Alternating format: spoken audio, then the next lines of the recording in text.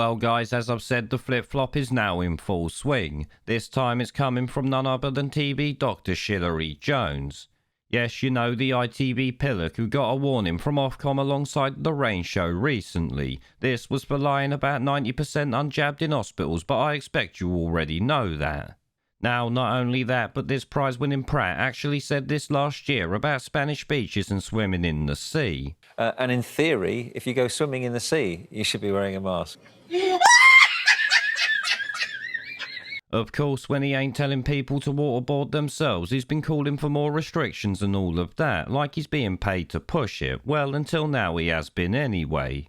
This morning it seems he's changed his tune on at least some of the lunacy that's going on right now because he does not back compulsory jabs for NHS staff. He himself admits it's pointless, which, let's be honest, we've been saying since it was first announced early last year.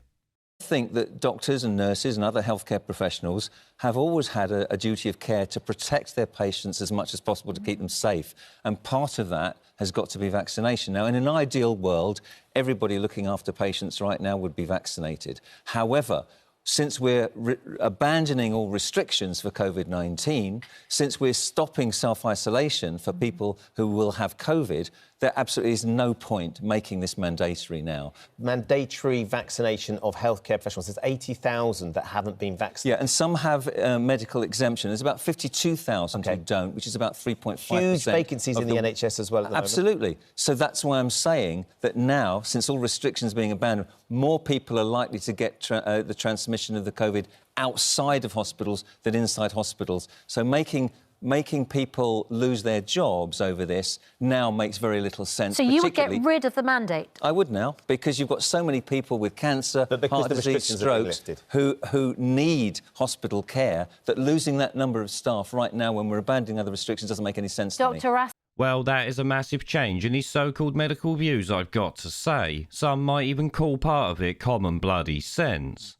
Obviously, I have to ask myself, is this damage control so he can say, look, see, I was right, not to mandate this on NHS staff? I personally think it might be that. Though, with that being said, one thing I will say is that I'm happy to see the media are bothering to talk about this now, despite the fact it should have been shut down the moment it was ever talked up. For me, the corruption is clear because the media conveniently ignored the fact that the same NHS and care staff had been clapped as heroes in 2020, you know, by many demented seals around the country. Then, all of a sudden, a year later, the same so-called heroes had been labelled dangerous and unfit to treat patients that they had been treating for over a year before the jab. Either way, pressure needs to be applied to remove the mandatory jab rules on the NHS and reverse the care home one as well. This is something Dr. Shillary didn't mention, but not that that really matters now. We won't forget all he said over the past 21 months, regardless of what he says now.